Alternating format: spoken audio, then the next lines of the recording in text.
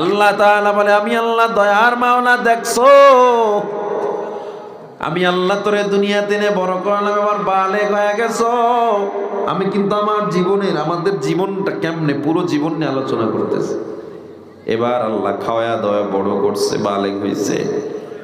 আল্লাহ কয়, বান্দা আমি আল্লাহ তোর কাছে ট্যাক্সও চাই নাই, ভ্যাট চাই নাই, টাকা চাই নাই। আমি আল্লাহ বলছি, ওয়ামা খালাকাতুল জিন্না ওয়াল ইনসা ইল্লা লিয়াবুদুন। এ বান্দা, আমি আল্লাহ তোরে বানাইছি একটু ইবাদত করার জন্য।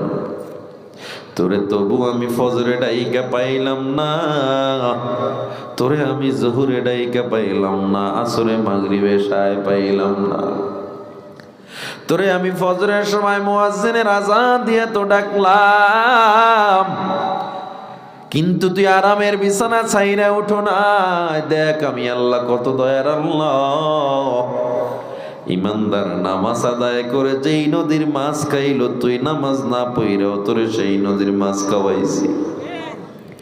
ইমানদার পর্দা করে, সুদ না খেয়ে, দুর্নীতি না করে, অন্যায় করে যেই গাছের ফল খাইছে, তোরেও সেই গাছের ফল খাওয়াইছি। আমি আল্লাহ কিছু বলি না, কারণ আমি আল্লাহ বলছি তোরে শুধু দয়া করব, দয়া।